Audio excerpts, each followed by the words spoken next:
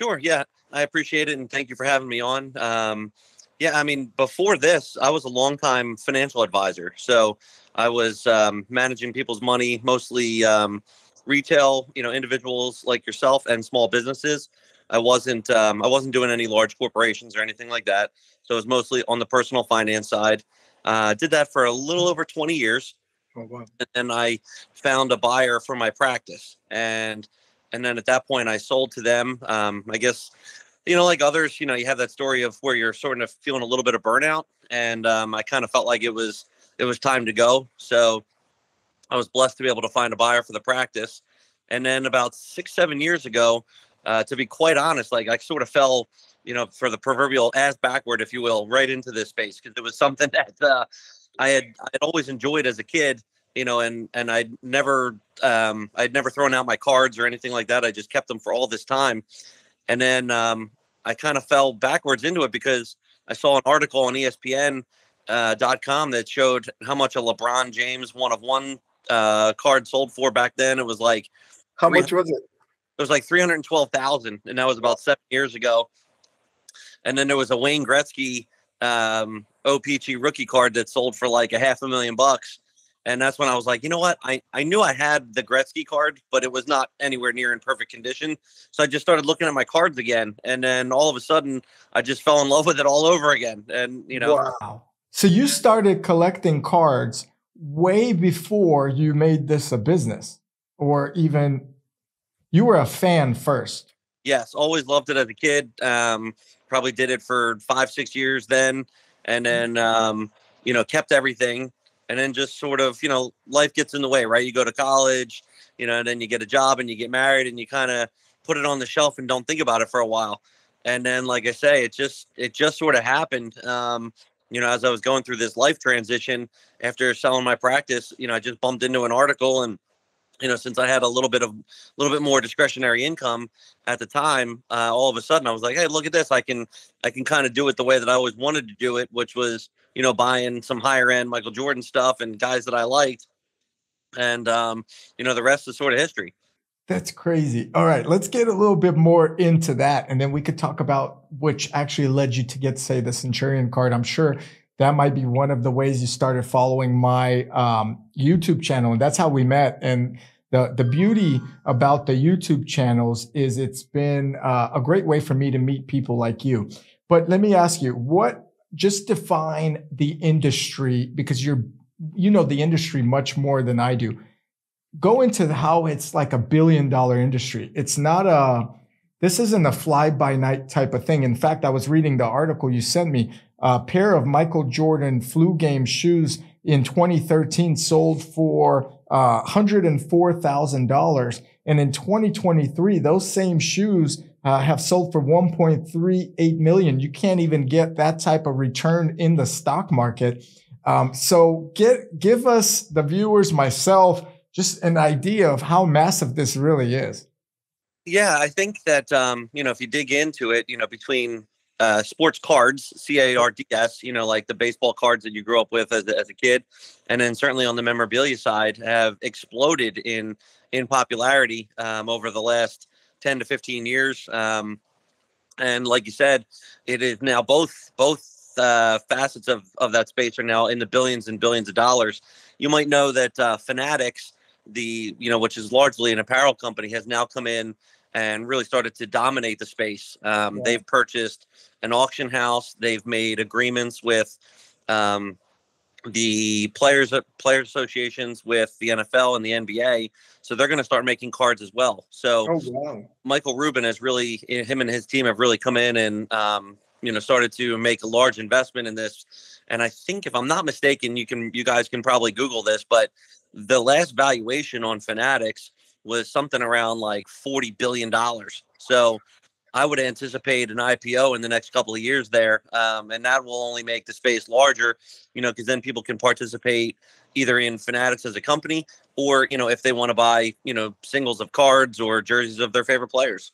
Wow. So they're really diving in and really going to offer pretty much cards and memorabilia to really engage their following and the fans to actually upsell pretty much anything they want now. That's incredible. Um, what are some of the challenges in the industry? I know that, for example, when I buy a pair of shoes that's kind of in demand or something like this, and I'll tell you right now, Lou, I love Michael Jordan. Okay, so I'm going to let you know that Michael Jordan is, I would say, the GOAT of GOATs, in my opinion, across a lot of sports. I mean, that's very arguable because there's Tom Brady, there's Wayne Gretzky, there's Messi. You've got a lot of different athletes, maybe LeBron James, Kobe Bryant, etc. But Michael Jordan, I've never owned a pair of Jordans. That's the sad thing about this whole thing. I always couldn't afford them. I always wanted them. But now when I buy a pair of shoes, and I still haven't owned a pair of Jordans, but let's say I bought a pair of Yeezys and I couldn't get them on time or through Adidas, but I'm always worried about getting a fake pair of shoes. Is that one of the challenges in, say, the memorabilia space or even the card space where people are faking these things? I think it's a yes to both your questions, both in cards and in shoes. As a matter of fact, the timing of your question is actually really, really wild, because our space here in memorabilia we just went through a very significant, sort of black mark / scandal that just happened a couple of weeks ago. As a matter of fact, myself and about 5 or 6 other collectors were helpful, to the community at large to identify a fake photo match. So what happened? This guy bought a Michael Jordan jersey from an auction house, and this guy set up an elaborate scam. I mean, he created a fake website that said that he was part of a foundation from a photographer, who had photographed this game, courtside at Orlando and Chicago. And then he had these photos that he doctored and tried to get them past PSA, which is an authentication company that would tell you, whether the photos are real or not. Fortunately, PSA said no to them, but he still took them to a photo match company called MyGray, and he actually got them to pass it, and that said that that the photos were good, and thus they issued a letter of opinion saying that the jersey was actually matched to 2 very significant games in the 95-96 season. Wow. So in theory, which was a great season, by the way. Yeah, in theory, had we not caught this, that the match was bad, because you could just kind of tell that the photos were, kind of photoshopped in some way, and then you could also tell because Dennis Rodman always colored his hair different.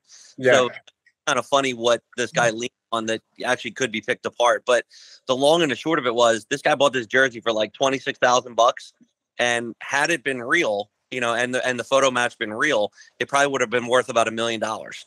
So very similar to the art world, even some different scams that occur in crypto and stocks and things like that. Anywhere where there's a lot of money to be had, if there's a trade that goes right, or if there's, in this case, a photo match that goes right, any kind of arbitrage opportunity, I think you'll find some people that try to, bend the rules a bit, or, try to make things to their advantage. But I'm pleased to say that, some very high-end collectors, were able to catch on to it and make sure that, that it didn't go any further. Actually, Darren Rovell, wound up writing a big article on it.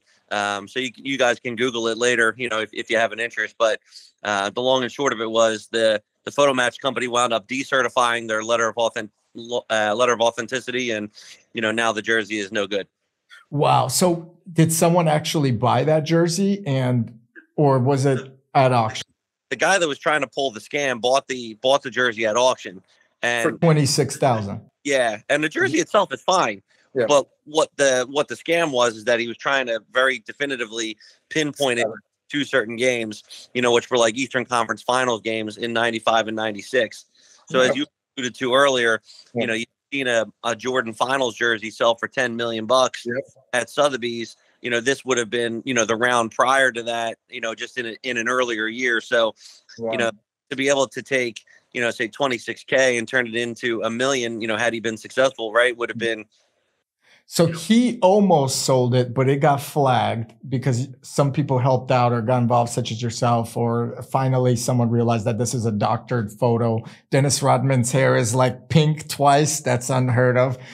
So overall it got caught, and that's amazing. And of course, you're right, Lou. I think in anything where money's involved, you got the bad apples, and they're always going to try to come up. And that's pretty incredible that they were able to catch it. But it's also pretty scary that a company that would certify such a thing, and and there's companies that certify things all over the board, right? Diamonds, et cetera, would pass it. That's really dangerous.